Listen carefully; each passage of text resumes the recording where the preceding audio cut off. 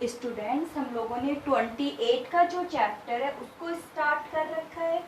ठीक है, जो 28 का जो हमारा जो चैप्टर होगा उस क्या था, रिप्रोडक्टिव सिस्टम का था। तो आज अपन ने क्या ले रखा है, फीमेल रिप्रोडक्टिव सिस्टम है, उसको अपन कंटिन्यू कर, यानी फीमेल रिप्रोडक्टिव सिस्टम को लेंगे। अब फीमेल जो रिप्रोडक्टिव सिस्टम है वो अनलेबल डायग्राम आपके सामने बना हुआ है, जिसको अपन जैसे जैसे स्टडी करते जाएंगे उसको लेबल करते जाएंगे। तो देखिए, फीमेल जो रिप्रोडक्टिव सिस्टम होता है उसमें एक तो अपन स्टडी करेंगे प्राइमरी रिप्रोडक्टिव ऑर्गन, और एक स्टडी करेंगे सेकेंडरी रिप्रोडक्टिव ऑर्गन की। तो प्राइमरी रिप्रोडक्टिव ऑर्गन में आएगी ओवेरी। क्या आती है? ओवेरी क्या है? Primary reproductive organ. ओवेरी कितनी पेयर है आपके सामने? 1 पेयर है। जो ओवेरी जो होती है, नहीं ओवरी भी बोलते ओवेरी भी बोलते, तो ओवरी जो होती है एक तो ओवम प्रोड्यूस करती है जिसको फीमेल गैमेट बोला जाता है। सेकंड इसका क्या काम होता है? एस्ट्रोजन एंड प्रोजेस्टेरोन हार्मोन को सीक्रेट करना। एस्ट्रोजन एंड प्रोजेस्टेरोन हार्मोन को सीक्रेट कौन करती है? ओवरी सीक्रेट करती है। जो ओवरी है उससे एक डक्ट लगी हुई है जिसका नाम होता है ओविडक्ट या फिर फेलोपियन ट्यूब। तो ये भी कितने पेयर है? 1 पेयर होती है। फिर ये वाला जो पोर्शन है इसको बोलते हैं यूट्रस, जहाँ पे बेबी का डेवलपमेंट होता है, यानी एम्ब्रियो का जहाँ पे डेवलपमेंट होता है। फिर ये यूट्रस एक नेक रीजन में ओपन होता है, उस नेक रीजन को बोलते हैं सर्विक्स बोला जाता है। क्या बोलते हैं नेक रीजन को? सर्विक्स। सर्विक्स जहाँ ओपन हो रहा है वो फीमेल का एक्सटर्नल जेनाइटल ऑर्गन होता है, जिसे बोला जाता है वेजाइना बोला जाता है। तो ओवेरी जो होती है या ओवेरीज जो होती है, तो primary reproductive organ of female, और सेकेंडरी रिप्रोडक्टिव ऑर्गन क्या क्या होगी? 1 पेयर ओविडक्ट, 1 यूट्रस, सर्विक्स और वेजाइना। ये तो हो गई। अब यूट्रस में क्या होता है? एम्ब्रियो का डेवलपमेंट होता है। जो ओविडक्ट होती है वो क्या फंक्शन परफॉर्म करती है? ओविडक्ट फर्टिलाइजेशन के लिए सरफेस प्रोवाइड करवाती है। हम आगे धीरे धीरे सभी पार्ट्स की अलग से स्टडी करेंगे। आज अपन जिस पार्ट्स की स्टडी कर रहे हैं, जिस ऑर्गन की स्टडी करेंगे, उस ऑर्गन का नाम क्या होता है? उस ऑर्गन का नाम है ओवेरी। क्या है? ओवेरी। तो देखिए, सबसे पहले तो अपन ये देखते हैं कि जो ओवेरी है वो 1 पेयर है। ओवेरी आलमोंड यानी बादाम के शेप की होती है। जो ओवरी जो होती है, ईच ओवेरीज या फिर ईच ओवरी जो होती है वो 1.5 सेंटीमीटर टू 3 सेंटीमीटर एंड 8 मिमी मोटी होती है। ठीक है, 8 मिमी क्या होती है? 1.5 to 3, 8 मिमी क्या होती है? मोटी होती है। अब ये सिचुएटेड कहाँ होती है? तो आप बिल्कुल आराम से देखोगे कहाँ सिचुएटेड होती है कि जो ओवरी जो होती है वो कहाँ सिचुएटेड होती है? Behind kidney. Behind kidney. The pelvic region, the pelvic region help to the pelvic region help to mesovarium menastry. Mesovarium menastry to attach with abdominal cavity डोर्सोलैटरली। तो कहाँ कहाँ होगी सिचुएटेड? देखिए, एक तो ओवेरी अब्डोमिनल कैविटी में सिचुएटेड होती है। अब्डोमिनल कैविटी के अंदर, अब्डोमिनल कैविटी के डोर्सोलैटरली पार्ट के अंदर जुड़ी हुई है। किसकी हेल्प से? पेल्विक रीजन में प्रेजेंट मेसोवेरियम मेनेस्ट्री के द्वारा अब्डोमिनल कैविटी के डोर्सोलैटरली पार्ट से जुड़ी हुई है और बिहाइंड द किडनी है। ठीक है, तो पेल्विक रीजन भी हो गई ना, यानी ओवेरी कहाँ है, पेल्विक रीजन की अब्डोमिनल वाली कैविटी। अब पेल्विक रीजन क्या है, देखिए अपने जो सोल्जर वाला पार्ट है, ये वाला पार्ट है, ये तो भी अपना पेक्टोरल वाला पार्ट, और ये जो कमर से नीचे वाला पार्ट होता है इसको बोलते हैं पेल्विक रीजन बोलते हैं। तो पेल्विक रीजन के अंदर है अब्डोमिनल कैविटी से जुड़ी हुई होती है। अब अपन बात करते हैं इसके फंक्शंस की बात अभी अपन ने पहले की थी। अब हम इसकी इंटरनल स्ट्रक्चर की बात करते हैं। तो इंटरनल स्ट्रक्चर ही किसकी शेप में, आलमोड, यानी इंटरनल स्ट्रक्चर की बात कर लेंगे, और साथ साथ में इसमें होने वाली परफॉर्मेंस क्या होती है, ओवम कैसे बनता है, हम वो भी साथ साथ ही देखते चलेंगे। तो हम बताते हैं कि जो ओवेरी जो होती है वो कहाँ है, अब्डोमिनल कैविटी के अंदर सिचुएटेड है। अब ओवेरी किस शेप में होती है, आलमोड की शेप में। किस शेप में है, आलमोड की शेप में बना दी मैंने। चलिए अब इसके बाद में एक तो मैंने अभी एक लेयर का नाम बताएंगे, पहले बाहर वाली एक लेयर बना दी, फिर उसके बाद में एक अपन ऐसे अंदर की साइड एक लेयर बना देते हैं, क्योंकि मेम्ब्रेनेंस तो होगी ना। एक अंदर की साइड ये लेयर बन गई, एक रेड कलर में बना दी, एक ग्रीन कलर में बना दी, ताकि आपको कोई कंफ्यूज नहीं हो, आराम से। जो मैं ग्रीन कलर में जो बना रही हूँ इसको बोलते हैं एपिथीलियम की लेयर है, जर्मिनेटिव एपिथीलियम। क्या बन गई है, जर्मिनेटिव एपिथीलियम बन गई, ठीक है। चलिए तो आउटर लेयर क्या होती है, जर्मिनल एपिथीलियम होती है। फिर जो जर्मिनल एपिथीलियम है इसके अंदर की साइड एक लेयर और प्रेजेंट होती है जो इनर लेयर बोला जाता है, जिसका नाम है ट्यूनिका अल्बुजिनिया। क्या है ये, ट्यूनिका अल्बुजिनिया। तो देखिए सबसे बाहर की तरफ तो हो गया विसरल पेरिटोनियम। विसरल पेरिटोनियम आपको पता है, विसरल माने इंटरनल ऑर्गन होते हैं, यानी ऐसी मेम्ब्रेन जो एक इंटरनल ऑर्गन को, यानी अब्डोमिनल कैविटी के अंदर प्रेजेंट जो ऑर्गन्स होते हैं उनको आपस में क्या करती है, सेपरेट करती है। ये वाली बात पहले भी आ चुकी है विसरल पेरिटोनियम की, कि अब्डोमिनल कैविटी के अंदर जो ऑर्गन प्रेजेंट होते हैं वो सभी ऑर्गन्स एक मेम्ब्रेन, एक अलग मेम्ब्रेन के थ्रू एक दूसरे से सेपरेट होते हैं। तो ऐसी मेम्ब्रेन जो इंटरनल ऑर्गन्स को आपस में सेपरेट कर रही है अब्डोमिनल कैविटी के अंदर, उनको क्या बोलते हैं, विसरल पेरिटोनियम बोला जाता है। Visceral peritoneum. फिर ओवेरी की सबसे बाहर वाली, यानी अपन क्या करें, इंटरनल स्ट्रक्चर ऑफ ओवेरी ले रखिए, ध्यान रखना, ठीक है। अब ये बाहर वाली जो मेम्ब्रेन है इसका नाम क्या कर देंगे अपन, जर्मिनल एपिथीलियम, जर्मिनल एपिथीलियम, ठीक है। ये हो गई जर्मिनल एपिथीलियम। फिर इनर वाली जो मेम्ब्रेन होती है ओवेरी की उसको क्या बोलते हैं, ट्यूनिका अल्बुजेनिया।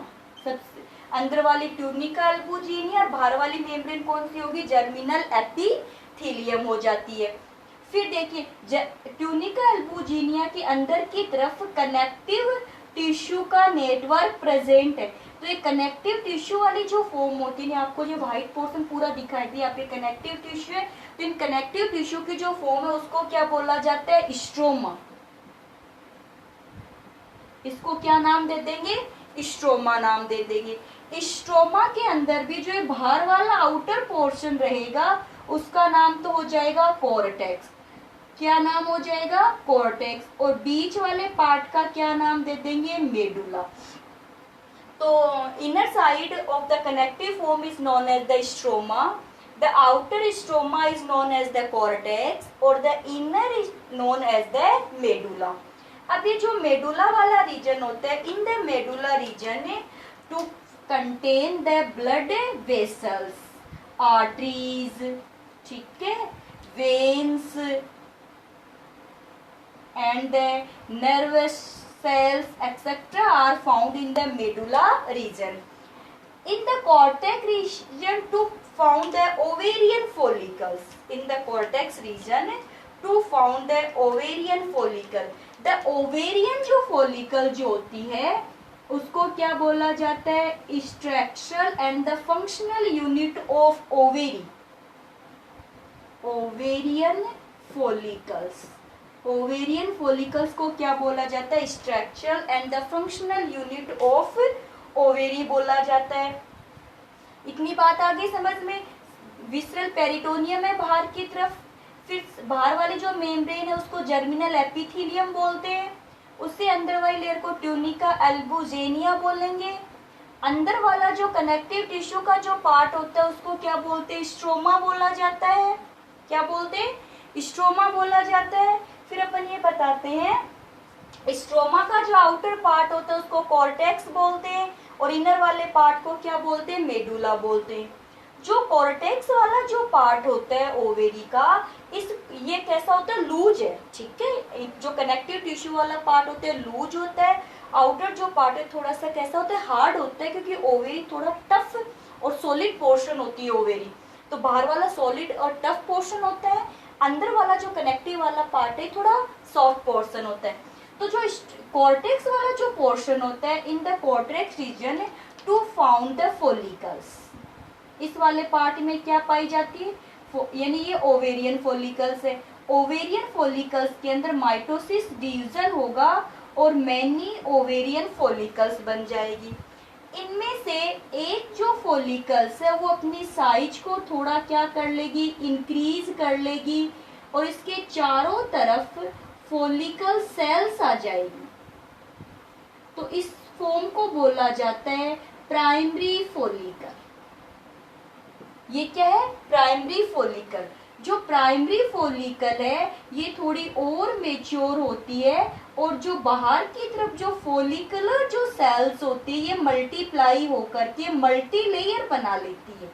जैसे मैं मल्टीप्लाई कर रही हूँ ना इनको, तो ये कैसे हो जाती है, और ज्यादा मल्टीप्लाई हो जाती है, तब इस फॉर्म को बोला जाता है, ठीक है।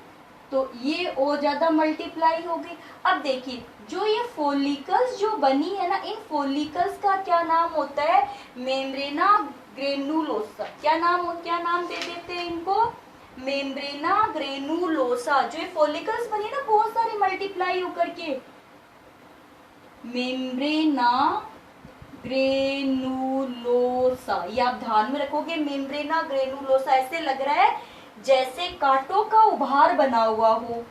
फिर अपन ये बताते हैं कि जो ये आगे जाकर के क्या होता है कि कैसे इसको क्या बोल देंगे, फॉर्म बन जाती है। अब इस फॉर्म के अंदर देखिए क्या होगा, ये प्राइमरी ओसाइड ऐसा कैसा रह जाएगा, ठीक है, प्राइमरी ओसाइड ऐसा रह गया। ये इसके चारों तरफ की होगी फॉलिकुलर सेल्स हो जाती है, ग्रेनुलोसा सेल्स भी बोल सकते हैं इनको। अब जो ये बनी है यानी मेम्ब्रेना ग्रेनुलोसा जो होगा उसके बीच बीच में ऐसे गैप बनना शुरू हो जाएगा। देखिए ऐसे बीच बीच में क्या बन जाएगा, ऐसे गैप बन जाएगा, ठीक है। इसको क्या बोल देंगे, सेकेंडरी। बन गया गैप बीच बीच में, ठीक है। फिर उसके बाद में क्या होता है कि यहाँ पर जो और ये मेच्योर हो जाती है, ये तो हो गया प्राइमरी oocyte, ठीक है।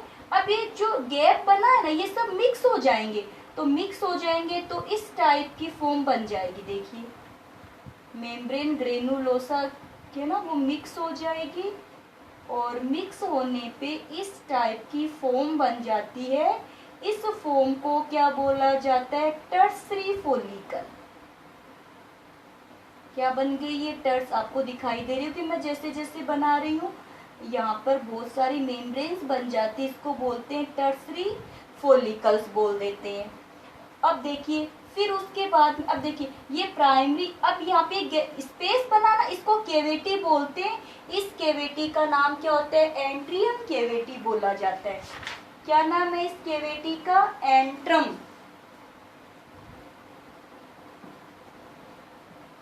एंट्रम नाम देते हैं। फिर उसके बाद में क्या होता है कि देखिए ये और मेच्योर हो जाती है। देखिए primary follicle, secondary follicle, tertiary follicle. अब ये और मेच्योर होगी। जब ये और मेच्योर होती है तो यानी कि ये जो प्राइमरी oocytes है इसका भी क्या हो जाता है, डेवलपमेंट। तो जब डेवलपमेंट होगा तो यहाँ पर क्या बन जाएगी, जोना पेलुसिडा। जोना पेलुसिडा के बाहर की तरफ जो क्रोना रेडिएटा की फॉर्म बन जाएगी ऐसे, ठीक है। क्या बन गई, क्रोना रेडिएटा की फॉर्म बन गई। फिर उसके बाद में यहाँ पर फोलिकुलर सेल्स का ग्रुप बन जाता है, बीच में वो कैविटी प्रेजेंट है ही, ये देखिए, ठीक है। यहाँ पर ये इससे जुड़ी हुई है, अटैच है। फिर बाहर की तरफ और मेम्ब्रेन्स और फॉलिकल्स आके जुड़ जाती है इसमें, ये और फॉलिकल्स आके अटैच हो जाएगी ऐसे, ठीक है। एक और मेम्ब्रेन बाहर की तरफ बन जाती है। इस फॉर्म को बोलते हैं ग्रेफियन फॉलिकल्स। क्या बोलेंगे, अब देखिएगा, ये तो होगी एट्रियम कैविटी, इसमें जो फ्लूइड भरा हुआ है उस फ्लूइड को क्या बोला जाता है, ल्यूकर फॉलिकुली। क्या बोलते हैं फ्लूइड को, ल्यूकर फॉलिकुली। क्या नाम है, ल्यूकर फॉलिकुली। अब जो प्राइमरी oocytes जो होगा, देखिए यहाँ पे एट्रियम नहीं है ना, यानी प्राइमरी oocytes किससे जुड़ा हुआ है, मेम्ब्रेन ग्रेनुलोसा से जुड़ा हुआ है या फिर ग्रेनुलोसा की सेल से जुड़ा हुआ है। तो प्राइमरी oocytes एक जगह ऐसी है जिसके अंदर एट्रियम कैविटी का फॉर्मेशन नहीं हुआ है। जहाँ एट्रियम कैविटी का फॉर्मेशन नहीं होता है उस जगह को क्या बोला जाता है, उसको बोलते हैं कूमुलस ओफोर्स। कूमुलस ओफोर्स बोला जाता है, यानी कूमुलस ओफोर्स, जहाँ पे किसका एट्रियम का फॉर्मेशन नहीं होता, या फिर उसको बोलते हैं डिस्कस प्रोलिगस। डिस्कस प्रोलिगस भी बोला जाता है। अब देखिए, यानी टर्सरी फॉलिकल से क्या बन गई, यानी और मैच्योरेशन हो गया, तो इसको बोलते हैं ग्राफियन फॉलिकल बोलते हैं। ग्राफियन फॉलिकल्स में जो रेड बाहर वाली जो फॉर्म है इसको बोलते हैं थिका एक्सट्रीमा। थिका एक्सट्रीमा बोला जाता है। अंदर वाली जो लेयर है इसको बोलते हैं थिका इंटीरिमा बोलते हैं। इसमें इसको बोलते हैं कि सेकेंडरी oocytes बोलते हैं। ये क्या बन गया, सेकेंडरी oocytes बन जाता है। तो ये बन गई पूरी स्ट्रक्चर ग्रेफियन फॉलिकल्स की बन जाती है। अब क्या होता है कि जैसे ही ये ग्रेफियन फॉलिकल पूरी मेच्योर हो जाती है, उसके बाद में इसकी जो ओवेरी की जो वॉल है ये क्या हो जाती है, डीनेचर्ड हो जाती है। ओवेरी की वॉल जब डीनेचर्ड हो जाएगी तो इस ओवेरी की वॉल्स के डीनेचर्ड होने से ग्रेफियन फॉलिकल्स में से सेकेंडरी जो oocytes है वो ओवेरी से बाहर आ जाता है। सेकेंडरी oocytes ओवेरी से कहाँ आ गया, बाहर की तरफ आ गया। तो ये बाहर वाला तो क्या नाम हो गया, जो क्रोना रेडिएटा, और इसको क्या बोलते हैं, जो स्मूथ लेयर हो रही है, जोना पेलुसिडा। जैसे ही ग्रेफियन फॉलिकल से प्राइमरी oocyte बाहर आ जाता है तो ये बाहर आने के बाद में जो रिमेनिंग पोर्शन बचता है उस रिमेनिंग पोर्शन को बोला जाता है कार्पस लूटियम। कार्पस लूटियम बोला जाता है। कार्पस लूटियम फिर लार्ज होकर के डीजनरेट हो जाती है। जब कार्पस लूटियम डीजनरेट हो जाती है तब उसको बोलते हैं कार्पस एल्बुजिन। कार्पस एल्बुजिनिया, ठीक है, कार्पस एल्बुजिनिया बोलते हैं। अब आपको ये ध्यान में रखना होगा। और ये पूरी प्रोसेस जो चलती है, एक ओवम का, अब यहाँ पे देखिए जैसे ओवम बाहर आ जाता है तो इस प्रोसेस को क्या बोलते हैं, सेकेंडरी oocyte बाहर आ गया, ओवुलेशन बोला जाता है। और ओवुलेशन बनने की जो प्रोसेस होती है वो पिट्यूटरी ग्लैंड का हार्मोन होता है, ल्यूटिनाइजिंग हार्मोन, उस पे क्या करती है, डिपेंड करती है। अब देखिए यहाँ पे सबसे पहले फॉलिकल बनी, ठीक है, यानी ओवेरियन फॉलिकल है। ओवेरियन फॉलिकल से प्राइमरी फॉलिकल बनी, फिर वहां पे ये जो फॉलिकल सेल्स का मल्टीप्लीकेशन होता है तो क्या बनती है, मेम्ब्रेन ग्रेनुलोसा बनता है। मेम्ब्रेन ग्रेनुलोसा में धीरे धीरे कैविटी बन, जो सेकेंडरी फॉलिकल, टर्सरी फॉलिकल के अंदर क्या होता है, एक कैविटी का फॉर्मेशन हो जाता है। उस कैविटी को क्या बोलते हैं, एंट्रम कैविटी बोलते हैं, जिसमें फ्लूइड भरा हुआ रहता है। उस फ्लूइड को क्या बोलते हैं, ल्यूकर फॉलिकुली बोलते हैं। लेकिन एक जगह ऐसी होती है जहाँ पे कैविटी नहीं बनती है, जिसे प्राइमरी oocytes इन मेम्ब्रेन से जुड़ा हुआ रहता है, जिसे बोलते हैं कोमुलस ओफोर्स बोला जाता है। फिर टर्सरी फॉलिकल्स के अंदर मेचुरेशन होता है। टर्सरी फॉलिकल में मेचुरेशन होगा तो सेकेंडरी oocytes बनेगा, थिक्का एक्सट्रीमा बन जाएगी, थिक्का एंट्रीमा बन जाएगी, ठीक है। फिर इसको बोलते हैं ग्रेफियन फॉलिकल्स बोलते हैं। ग्रेफियन जो फॉलिकल्स है इसका क्या हो जाता है, डीनेचर्ड होकर के सेकेंडरी oocytes है वो ओवेरी से बाहर आ जाता है, और रिमेनिंग जो येलो फ्लूइड बचा हुआ है, येलो स्ट्रक्चर बची हुई है, उसको कार्पस लूटियम कहते हैं, जो प्रोजेस्टेरोन हार्मोन्स को सीक्रेट करती है। कार्पस लूटियम डीनेचर्ड हो जाती है तो क्या बनता है, कार्पस एल्बुगेनिया बनता है। ओवेरियन जो फॉलिकल्स होती है ये एस्ट्रोजन हार्मोन सीक्रेट करती है, और कार्पस लूटियम जो होगी वो प्रोजेस्टेरोन हार्मोन्स को सीक्रेट करेगी। अब देखिए ये वाली जो फॉर्म है, एक बार इसको अपन बाहर बना करके देखते हैं, तो मैं यहाँ से इसको रफ कर देती हूँ। तो एक बार आप देखिएगा वापस से कैसी फॉर्म बनती है, यानी कि कॉर्टेक्स वाले रीजन के अंदर क्या प्रेजेंट है, कॉर्टेक्स वाले रीजन में प्रेजेंट होती है ओवेरियन फॉलिकल्स प्रेजेंट है, ठीक है। ओवेरियन जो फॉलिकल्स होती है, ओवेरी एक इनमें लार्ज हो जाती है, और इसके चारों तरफ क्या बन जाती है, फॉलिकल सेल्स का फॉर्मेशन हो जाता है। ये जो फॉलिकल सेल्स वाली स्ट्रक्चर बनी है इसको क्या बोलते हैं, प्राइमरी फॉलिकल बोलते हैं। और ये अंदर की साइड में क्या है, प्राइमरी oocytes है। फिर जो ये प्राइमरी जो फॉलिकल्स बनी है, इसकी फॉलिकुलर जो सेल्स होती है, इन फॉलिकुलर सेल्स के अंदर क्या, ये प्राइमरी oocyte तो ऐसा कैसा बन गया जैसे मैंने बना रखा है सेम, ठीक है। यहाँ पर इसमें क्या होता है, मल्टीप्लीकेशन होता है, और मल्टीप्लीकेशन की फॉर्म से इस इनको क्या बोला जाता है, मेम्ब्रेना ग्रेनुलोसा, MEMBR, मेम्ब्रेना ग्रेनुलोसा बोला जाता है। फिर क्या होता है कि ये प्राइमरी oocyte ऐसा कैसा रह गया, ये फॉलिकल्स बन गई, ग्रेनुलोसा सेल्स भी बोल सकते हैं, ठीक है। ये पूरा तो क्या बन गया, मेम्ब्रेना ग्रेनुलोसा, और इसके एक सेल को क्या बोलते हैं, ग्रेनुलोसा सेल्स बोल देते हैं, यानी एक सेल का क्या नाम हो गया, ग्रेनुलोसा सेल्स।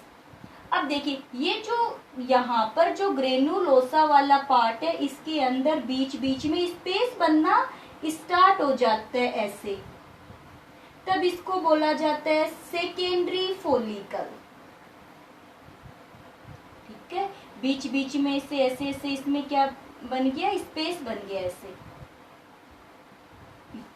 ठीक है। फिर उसके बाद में क्या होता है, जो धीरे धीरे जो स्पेस बना है ना, ये स्पेस आपस में जुड़ जाएगा,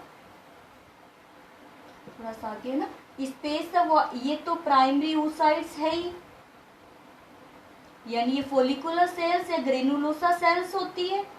अब ये स्पेस आपस में जुड़ गया तो कुछ ऐसी फॉर्म बन जाती है, देखिए कैसी फॉर्म बन गई, ऐसी फॉर्म बन जाएगी। आप चाहो तो मल्टी लेयर बना सकते हो, मैं एक दो ही लेयर बना रही हूँ, आप 2-3 लेयर भी बना सकते हो इसके अंदर, अच्छा लगेगा, ठीक है। अब इसके अंदर देखिए एक जगह ऐसी है जहाँ पे ये कैविटी नहीं बनी है, नहीं बनी है ना, देख लीजिए मैंने प्राइमरी oocytes को इन सेल से जोड़ दिया है, तो ये पूरा जो पोर्शन है, यानी पूरा पोर्शन जो मेम्ब्रेन ग्रेनुलोसा से जोड़ रहा है, इसको क्या बोलते हैं, कोमुलस ओफोर्स बोलते हैं। और ये जो कैविटी बनी है इसको बोलते हैं एंट्रम कैविटी बोलते हैं।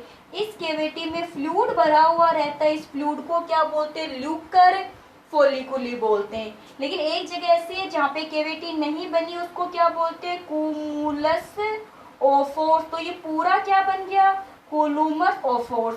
फिर इसको टर्सरी फॉलिकल बोल दिया। टर्सरी फॉलिकल्स के अंदर मेचुरेशन होगा तो इसके अंदर क्या होगा, सेकेंडरी oocytes बनेगा।